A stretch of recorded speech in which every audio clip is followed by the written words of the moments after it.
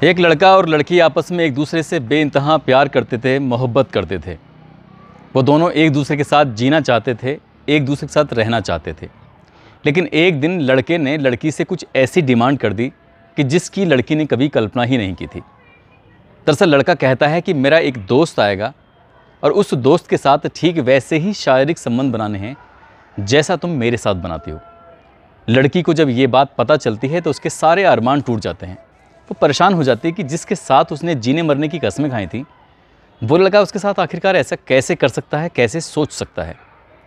इसके बाद उस लड़की ने एक ऐसा कदम उठाया जिस कदम को सुनने के बाद उस लड़के की दुनिया पूरी तरह से उजड़ जाती है। मामला कोर्ट कचहरी तक पहुंचता है, मामला जेल तक पहुंचता है और सलाखों के पीछे रहने के बाद यूपीएससी का एग्ज़ाम क्लियर किया जाता है और देश की सबसे ऊंची यानी कि कह सकते हैं कि आईएएस चुनकर इस देश की आज वो सेवा करने में जुटा हुआ है। ये कहानी वाकई परेशान करने वाली भी है, मोटिवेट करने वाली भी है। संभवतः भारत के इतिहास में ये शायद पहला ऐसा मामला है कि सलाखों के पीछे रहते हुए कोई यूपीएससी का एग्ज़ाम क्लियर कर देता है। आदाब, नमस्कार, सत श्री अकाल। मैं उस्मान सैफ़ी। आज की जो सच्ची घटना मैं आपको सुनाने जा रहा हूँ, ये सच्ची घटना है राष्ट्रीय राजधानी क्षेत्र दिल्ली की। दरअसल एक लड़की जिसकी उम्र लगभग 21 साल के आसपास होती है, नाम सुनीता वर्मा। सुनीता वर्मा यूपीएससी की तैयारी कर रही थी, प्री एग्ज़ाम देती है, क्वालिफाई कर देती है, मेंस की तैयारी कर रही थी, लेकिन उसमें वो क्लियर नहीं कर पाती है। उसकी जो केमिस्ट्री होती है थोड़ी कमज़ोर थी और कमज़ोर केमिस्ट्री को ठीक करने के लिए वो एक इंस्टीट्यूट जाती थी और उसी इंस्टीट्यूट के अंदर एक अमित नाम की जो टीचर होते हैं वो मिल जाते हैं।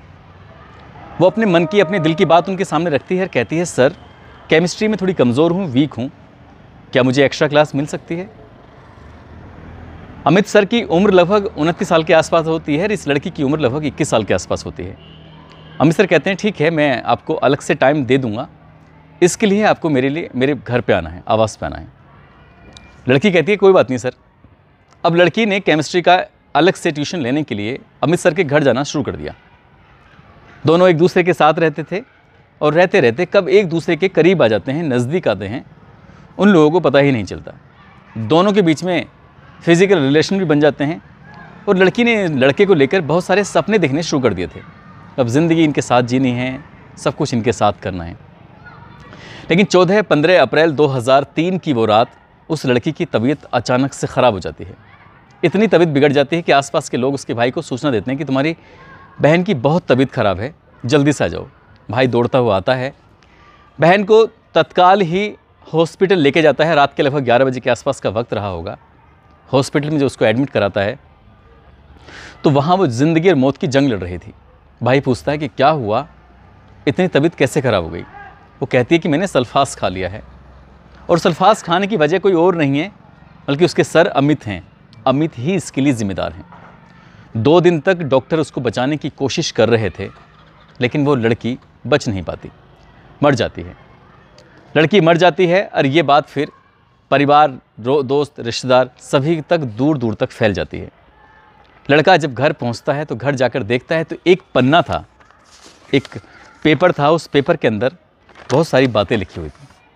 उस लड़की ने कहा कि मैं सुनीता वर्मा यूपीएससी की तैयारी कर रही थी, बड़ा ऑफिसर बनना चाहती थी। अपनी तैयारी करते करते एक इंस्टीट्यूट में एडमिशन लिया, वहाँ मुझे एक सर मिलते हैं, सर ने मुझे एक्स्ट्रा क्लास देनी शुरू की। एक्स्ट्रा क्लास देते देते कब मैं उनके नज़दीक आ जाती हूँ, कब हम दोनों के बीच में फ़िज़िकल रिलेशन बन जाते हैं, पता ही नहीं चलता।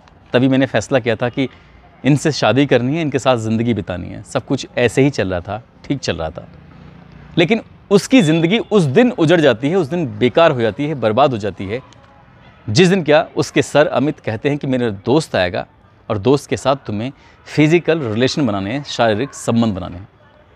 लड़की ने जब ये बात सुनी तो ऐसा लगा कि अभी तक जो चल रहा था हम दोनों के बीच में वो सब सतही था, ऊपरी स्तर पर था, गहराइयों तक था ही नहीं।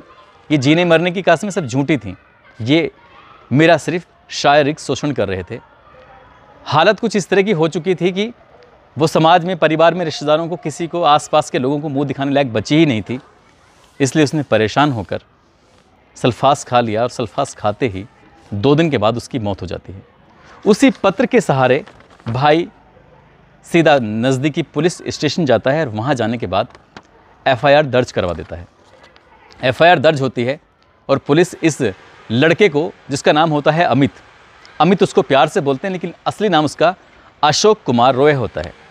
अशोक कुमार रॉय को गिरफ्तार किया जाता है और गिरफ्तार करने के बाद उस पर अलग अलग धाराओं में मुकदमा दर्ज कर लिया जाता है। तिहाड़ जेल में बंद हो जाता है और बंद रहने के बाद वो लड़का समझ नहीं पा रहा था कि एक तरफ तो लड़की की ज़िंदगी हमेशा के लिए ख़त्म हो ही चुकी थी, अब नंबर लड़के का आता है, उसकी भी ज़िंदगी कहीं ना कहीं ख़त्म हो चुकी थी, बर्बाद हो चुकी थी। 2003 में वो जेल गया था, 4 और 5 आ जाता है। अकेला रहना, किसी से बातचीत भी नहीं करना, सबके प्रति व्यवहार भी बहुत सामान्य रखना। वो अच्छी खासी पढ़ाई कर रहा था, खुद भी यूपीएससी की तैयारी कर रहा था और पढ़ा भी रहा था। और पढ़ाते पढ़ाते उसकी ज़िंदगी जब उजड़ चुकी थी, तभी वो एक दिन जेलर साहब के पास जाता है और कहता है कि सर, मुझे कुछ किताबों की ज़रूरत है, मैं पढ़ना चाहता हूँ, मैं यूपीएससी की तैयारी करना चाहता हूँ। क्योंकि उस कैदी का व्यवहार और कैदियों के मुकाबले बहुत ज़्यादा अच्छा था, ठीक था। और तभी इसी बीच में वो नहीं जानता था कि उसकी ज़िंदगी में और भी बुरे दिन आने वाले हैं। लोअर कोर्ट से फैसला आ जाता है और उस लड़की के मरने के इल्ज़ाम में उसको 10 साल की सज़ा सुनाई जाती है। साथ ही जो लड़की के साथ रेप का आरोप लगा था, उस रेप के आरोप में उसे उम्र कैद की सज़ा सुनाई जाती है। यानी कि 10 साल तो उसे काटने हैं उस लड़की के मरने में, और उम्र गुजारनी है जेल के अंदर, सलाखों के अंदर, उसके रेप करने के आरोप में। लोअर कोर्ट का फैसला आता है, लेकिन ये सुनने के बाद अच्छे टूट सकते हैं, वो टूटा नहीं था। जेलर साहब से अनुमति मांगता, कहता है कि मुझे कुछ किताबों की ज़रूरत है, मैं पढ़ना चाहता हूँ, कुछ करना चाहता हूँ। जेलर साहब क्या, कोई भी अच्छा इंसान होगा तो ऐसी बातें सुनने के बाद उसकी मदद करने के लिए तैयार हो ही जाएगा। किताबें उपलब्ध कराई जाती हैं, बाकी जेल के अंदर बाकी कैदियों का भी उसके प्रति व्यवहार अच्छा होने लगता है। कोई अपनी ईमानदारी से पढ़ाई कर रहा हो तो कौन किसको रोकेगा, कौन किसको टोकेगा। सन 2008 में वो एग्ज़ाम देता है, प्री देता है, मेंस देता है, इंटरव्यू देता है, और जब रिज़ल्ट आता है तो रिज़ल्ट वाकई अपने आप में चौंकाने वाला होता है।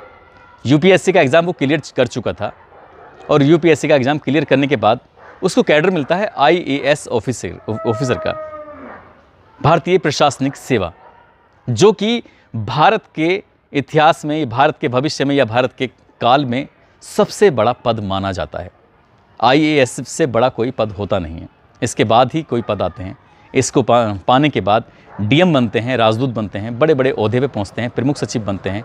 ये कह सकते हैं कि आईएएस ही इस पूरी व्यवस्थाओं को चलाते हैं। सिस्टम चलता कैसे है यही तय करते हैं।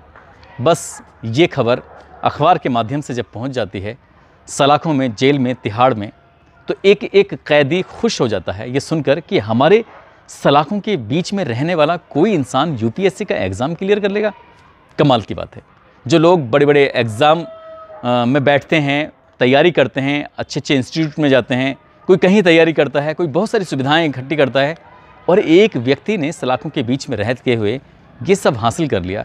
ये खुशी का ठिकाना था, लेकिन खुशी काफूर होने वाली थी। काफूर इसलिए होने वाली थी, यूपीएससी का एग्ज़ाम क्लियर करने के बाद आप भले ही आईएएस बन गए, लेकिन हैं तो अपराधी, और अपराधी को कोई हक नहीं है कि वो बड़े ओहदे पे बैठकर अपना हुक्म चलाए। जब लोअर कोर्ट से ये फैसला आता है, उसको जो लड़की मर जाती है उसके इल्ज़ाम में उसको 10 साल की सज़ा होती है, और लड़की के साथ जो रेप करता है, बलात्कार करता है, उसके इल्ज़ाम में उसको उम्र कैद की सज़ा होती है। तो वो दिल्ली के हाई कोर्ट में लोअर कोर्ट के फैसले को चैलेंज कर देता है। कहता है कि मैंने ये सब नहीं किया है, वो सब मैंने उसको ऐसा नुकसान नहीं पहुंचाया, मैंने कभी उसके साथ ज़बरदस्ती नहीं की थी।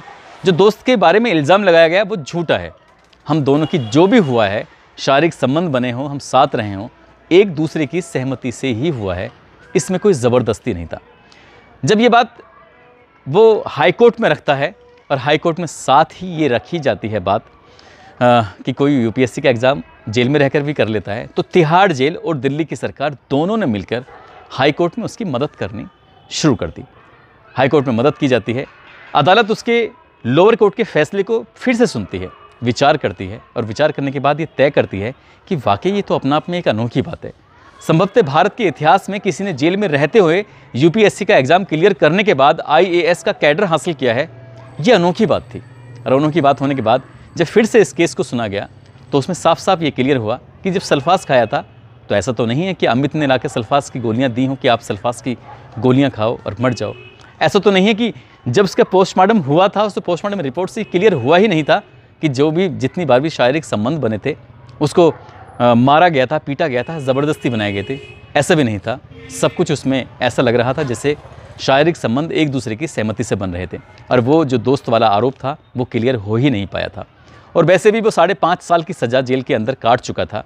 तब हाई कोर्ट ने इस लोअर कोर्ट के फैसले को बदल दिया, कहा कि इसको अब माफ़ किया जाना चाहिए, इसको बाहर किया जाना चाहिए। 5.5 साल सज़ा काफ़ी होती है। 5.5 साल के बाद वो सलाखों से बाहर निकलता है। फिर इसके बाद इसमें पॉलिटिक्स बढ़ जाती है। महिला आयोग से लेकर कई संगठन इसमें खड़े हो जाते हैं, और इस IAS ऑफिसर, जो अब तो IAS ऑफिसर ही कहेंगे, IAS ऑफिसर अशोक कुमार रॉय के ख़िलाफ़ वो खड़े होते हैं। लेकिन हाई कोर्ट ने सभी के सवालों पर, सभी की बातों पर पूर्ण विराम लगा दिया और कहा कि इन्हें नौकरी करनी दी जाए और इन्हें देश की सेवा करनी दी जाए इस पद पर रहते हुए। और वो फिर अपना काम करने लगते हैं। हालांकि दिलचस्प बात ये भी है कि वो कभी लाइमलाइट में नहीं आते, वो कभी सोशल मीडिया पर नहीं आते, वो कभी अखबारों में नहीं छपते, लेकिन ये अपना ईमानदारी से अपना काम करते रहते हैं। बताने वाले ये भी बताते हैं कि जो भी उस पत्र में हुआ था, जो भी सज़ा मिली थी, उस सज़ा का उन्हें वाकई बहुत पछतावा था। शायद पता नहीं कोई ना कोई गलती रही होगी या नहीं रही होगी।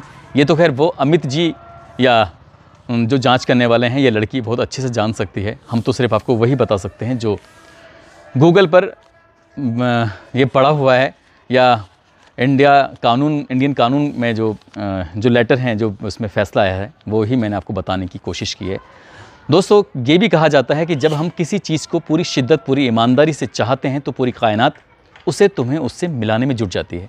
ऐसा ही एक डायलॉग शाहरुख खान की फिल्म ओम शांति ओम में कहा गया था। ये कहानी साबित करती है कि आप कहीं भी रहें, सुविधाएं मिलें या ना मिलें, यदि आप किसी चीज़ को पूरी शिद्दत, पूरी ईमानदारी से चाहो तो वो उसे पाने में पूरी कायनात जुट जाती है, जैसे कि इस कहानी के अंदर हुआ है। दोस्तों, इस पूरे घटनाक्रम को सुनाने का उद्देश्य किसी को परेशान करना नहीं है, किसी का दिल दुखाना नहीं है, बल्कि आपको जागरूक करना है, आपको सचेत करना है। और जाते जाते आज तोरीश खान हैं, मेवात के रहने वाले हैं, इनका जन्मदिन है। इनको जन्मदिन की बहुत सारी शुभकामनाएं, बहुत बहुत मुबारकबाद। साथ ही नादिर खान हैं, जोगिंदर हैं, रुद्रा ठाकुर हैं, विनोद कुमार गौतम हैं, चांदनी कुरैशी हैं, हाफिज़ खान हैं, शौकीन खान, मनीष द्विवेदी हैं, दीपक गुज्जर हैं, गंगा सागर हैं, फ़िज़ा खान, रिचा मेहरा, ज़फ़र आलम, सुभाष बंसल गाज़ियाबाद से। इन लोगों ने नाम लेने की अपील की थी। आप सब लोग अपना ख्याल रखें, सुरक्षित रहें। जय हिंद, जय भारत।